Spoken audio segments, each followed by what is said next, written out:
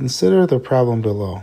It says, in the following exercises, use the transformation y minus x equals u, x plus y equals v to evaluate the integral on the square r determined by the lines y equals x, y equals negative x plus 2, y equals x plus 2, and y equals negative x, shown in the following figure.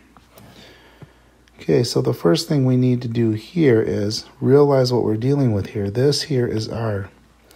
And when we look at our integral that we set up here, we have a tuv equaling xy, and my x is a function of uv and my y is a function of uv.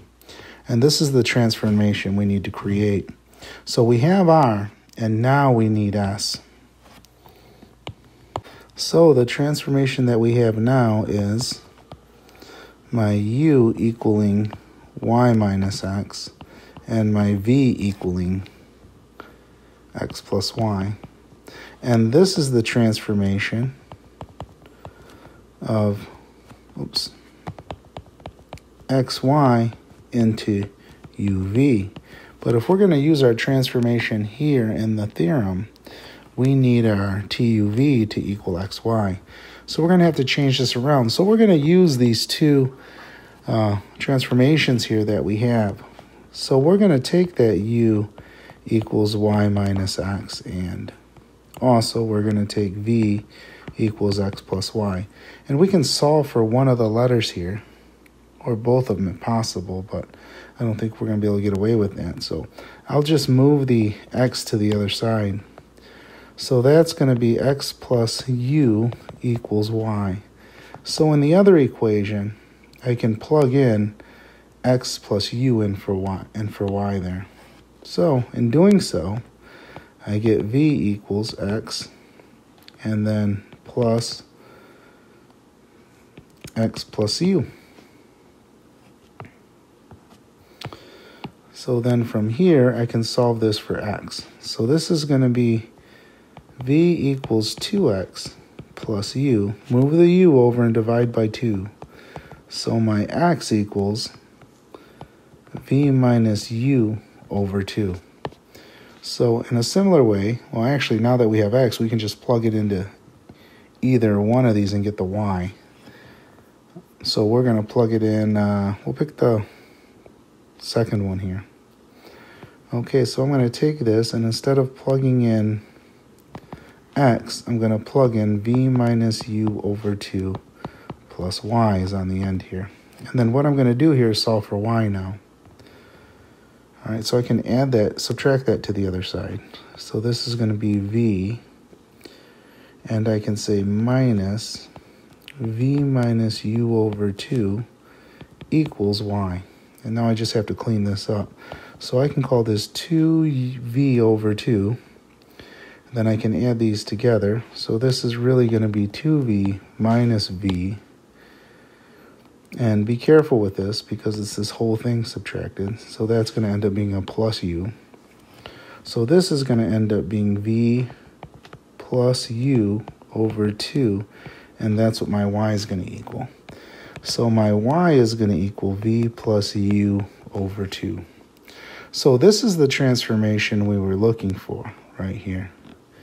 This is that tuv equaling xy now, because I have my x and my y here. So this transformation up here we don't really need. It was the one below that we actually needed down here. So we can get rid of all of that up there. Now if we think about the point 0, 0 on r here, and I think about that t inverse, and that would be mapping from r into s. And this is our s here. If we think about that mapping that way, then my 0, 0 would map to, and we would just plug in 0 for x and for y. So if I plug in a 0 for the x, I'm just going to do this. Then that means my 0 would be in for the x. That would be v minus u over 2. And then if I multiply both sides by 2, I get v minus u equals 0. And then for the second equation, this one here, I plug in 0 for that, y there, because it's 0, 0. So that's going to be v plus u over 2, and I multiply both sides by 2. So this is actually going to be v plus u equals 0 as well. So now if I take this out of here, and I move this up here, and I think about the addition method of those two, where I can add them together, my u's go away, or elimination method. This is going to be 2v equals 0. And then when I divide by 2, v is going to equal 0.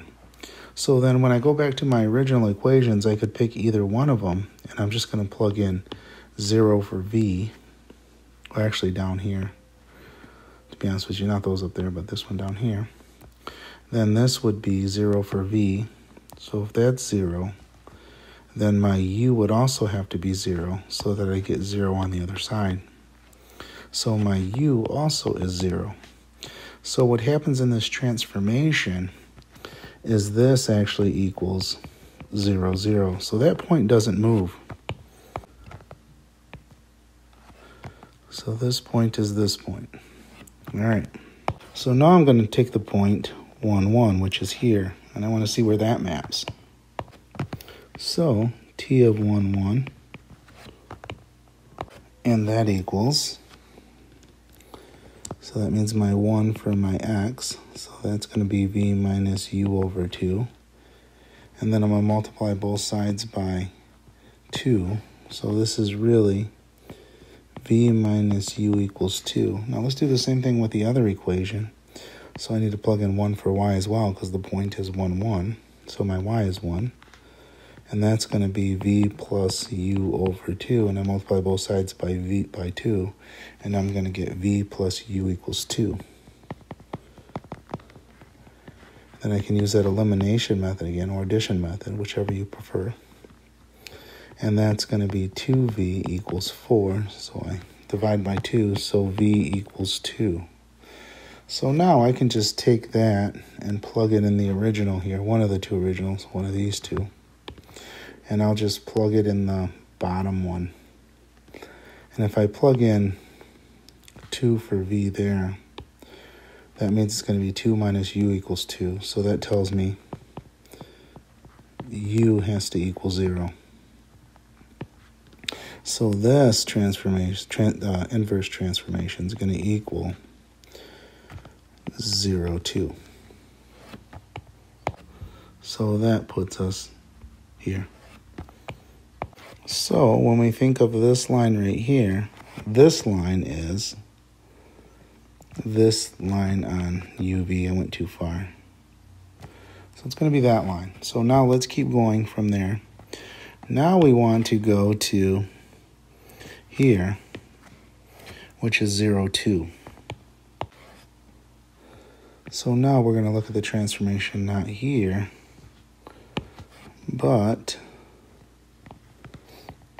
T inverse of 0, 2. That means I'm going to get 0 for my x. So that's v minus u over 2.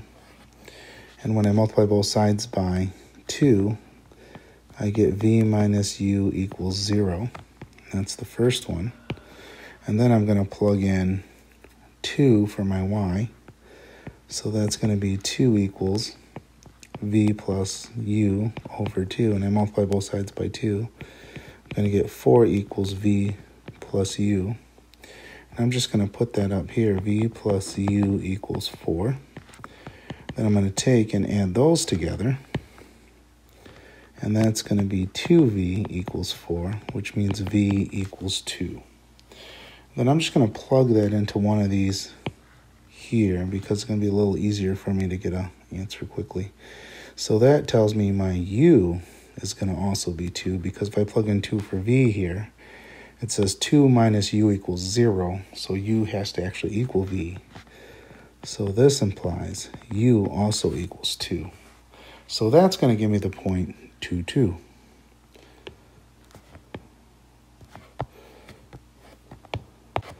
So then for this line here, that's going to be this line there.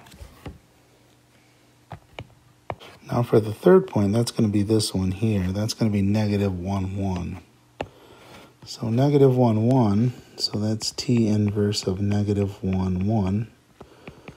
And that implies that my negative 1 for x, that's going to be v minus u over 2. So that's going to be v minus u equals negative 2. And then for the other equation, we have to plug in a 1 for the y. So that's going to be v plus u over 2. So that's going to be v plus u equals 2. And then we're going to take those and use the addition or elimination method. So I'm going to get a 0 here, and I'm going to get a 2v equals 0, which tells me v equals 0. And if v equals 0, when I plug it back in here, I'm going to get 0 minus u equals negative 2. So that tells me that u is going to equal 2. So that means this point maps to 2, 0. So that's going to be down here. That's my 2, 0. And that means this line here is actually going to be here. And then for our last line there, we're going to talk about the t inverse of 0, 0. And we already know that that is 0, 0 for both my u and my v. So that's going to actually take us back around. And that line is going to be this line in my transformation.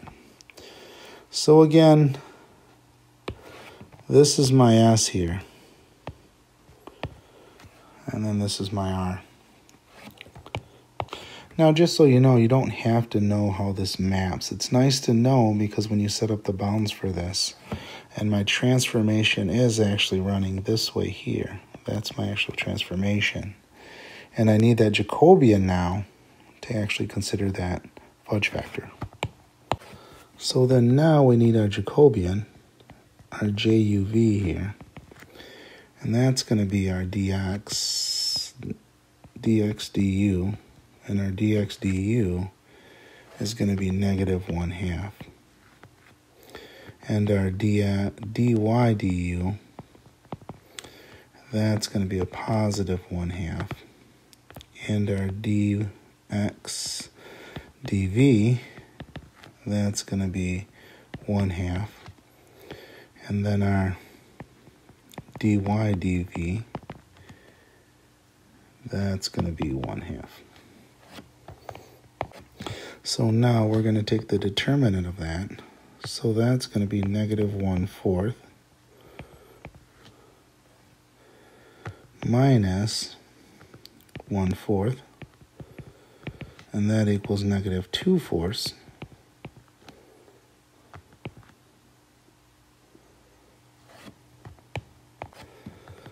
which equals 1/2. Now the nice thing about it, I knew that it was going to be 1/2 because when I look at the area of this square here, I know that the area of this is 4 because this is 2 times 2. And I also know the area of this is 2 because both of those sides are the square root of 2. Using the Pythagorean theorem here, I can see that that side of that square there is root 2. And the same thing on the other side here. So square root of 2 times the square root of 2 is going to give me the area. So the area here is 2. So if you think about this Jacobian here, now even though this is a negative here, remember when we plug it in our formula, we use the absolute value. So that absolute value is actually just going to be a 1/2. So if you look at the area here, and if I multiply it by 1/2, I'm going to get exactly this area over here. So I wanted you to see that as well here. So how that Jacobian works for us. So now we're going to actually set up the integral here. So keep in mind, for this problem, we're not just finding the area of these squares here. We're actually going to evaluate this integral down here. So we really have this double integral here. And then we have e to the x plus y.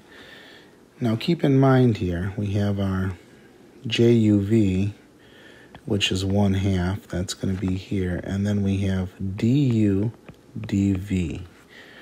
And like I said, keep in mind here that this x plus y can't be here. We need it in terms of u and v.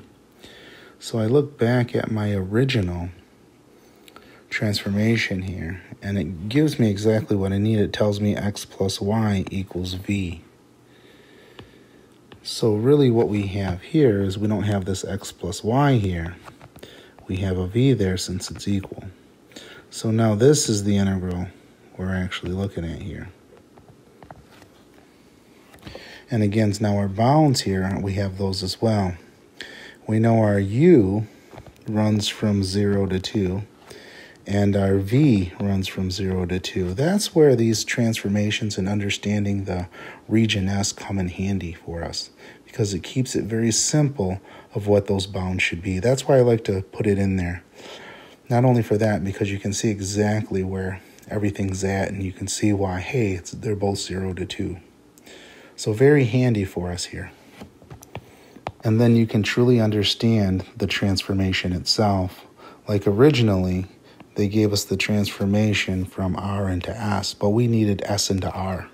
So it really had to go the other way.